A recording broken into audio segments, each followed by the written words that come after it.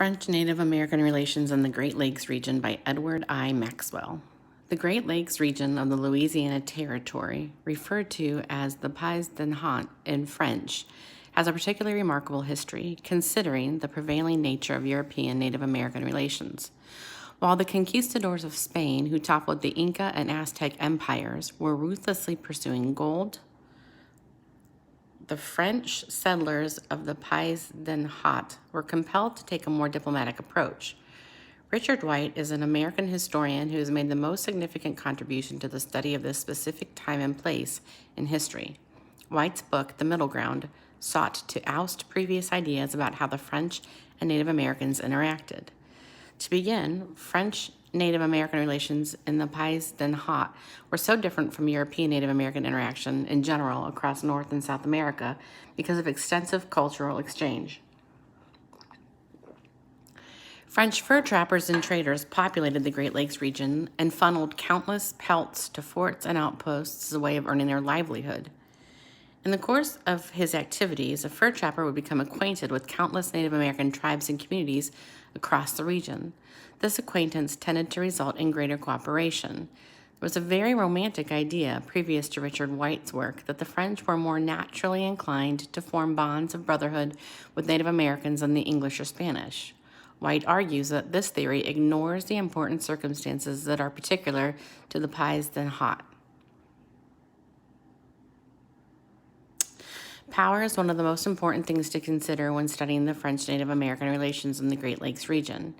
French settlers were not able to dominate their exchanges with the Native Americans of the Pays d'Enhaut in the way the English and Spanish were able to overrun the Native American populations they encountered. French fur trappers and traders were forced to deal with the Native Americans on equal terms. This parity or sameness forced the Native Americans and French settlers to make certain deals and compromises and become more accustomed to each other. This led to a level of cultural exchange that was unparalleled in North America at the time. White details instances in which French fur trappers and traders would use marriage as a way to solidify an alliance or business partnership with certain tribes. A French trader might marry a chief's daughter, or if the tribe had a female leader, the Frenchman would marry the chief herself. Connecting himself firmly to a particular tribe through marriage, the fur trapper would gain access to new supply lines and perhaps more game-rich portions of the wilderness. White also points out that Native Americans would seek out the Frenchmen as well, seeking to make alliances that suited their needs. The demand for furs in France was tremendous, and there was much wealth to be made by those who delivered quality pelts. Different Native American tribes and communities of the Pays d'Enhaut viewed this as an opportunity to increase their wealth and power in the region, and therefore sought out ways to strengthen alliances with the traders who exported or shipped out pelts to France. The main point of the matter is that neither side, French or Native American, was able to fully exploit the other. Both had goals specific to the time and region and saw ways to achieve those goals through cooperation. One of the main points in White's argument is that over time, through greater intermingling on equal footing, the cultural exchange between Frenchmen and Native Americans resulted in the growth of an entirely new culture and political economy unique to the Pays d'Enhaut. White argued against the idea that there was a tit-for-tat bartering of traditions and customs. Instead, the natural progression of relations riddled with small misunderstandings, different expectations, and shared goals, new customs and traditions arose. White viewed these moments of compromise as moments of creation. Rather than mourn for the traditions and customs that were lost, White stressed the new world that was built within the Great Lakes region. Okay, on to the questions. So, which Europeans settled in the Great Lakes region of the Louisiana Territory? A, the French, B, the English, C, the Spanish, D, the Germans. Number 2, what does the author describe in the passage? A, ways in which the French exploited the Native Americans in the Pays d'Enhaut.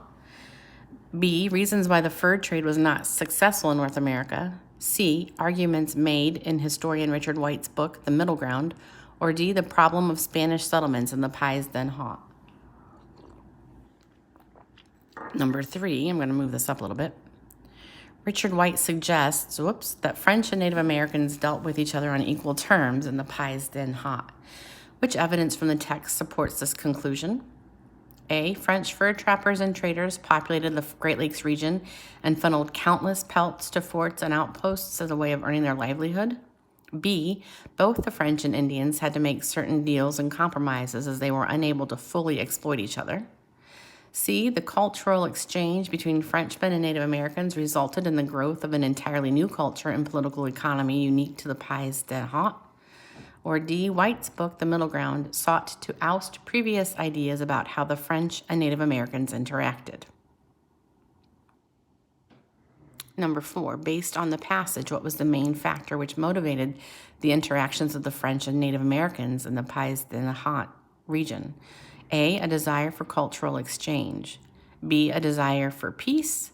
C. A desire for equality. Or D. A desire for wealth. Number 5, what is this passage mostly about?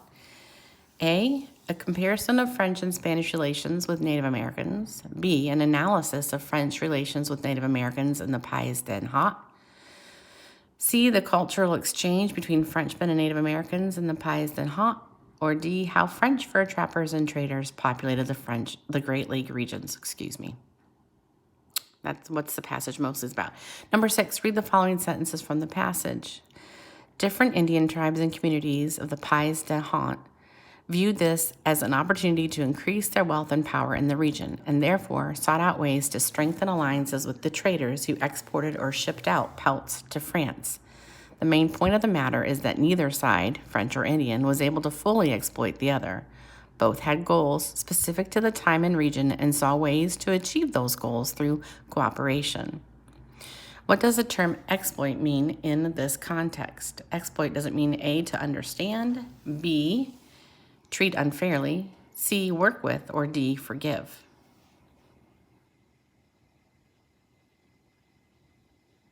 Number 7, choose the answer that best completes the sentence below. Is it A, consequently, Richard White published his book, A Romantic Idea existed that the French were naturally more inclined to form bonds of brotherhood with Native Americans than the English or the Spanish?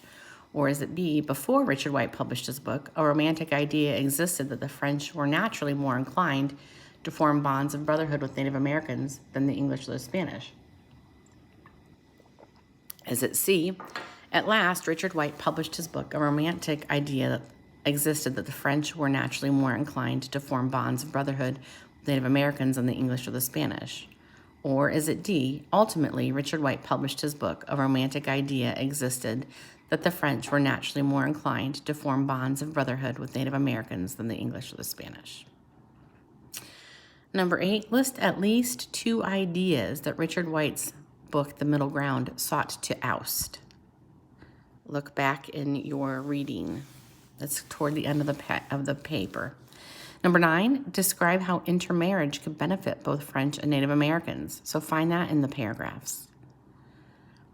And number 10, prior to Richard White's work, there was a romantic idea that the French were more naturally inclined to form bonds of brotherhood with Native Americans than the English or Spanish. How did he dispel this idea? Use information from the passage to support your answer. So tell me how he kind of made this not true, how he proved that it wasn't true, and then tell me how you know that. Okay,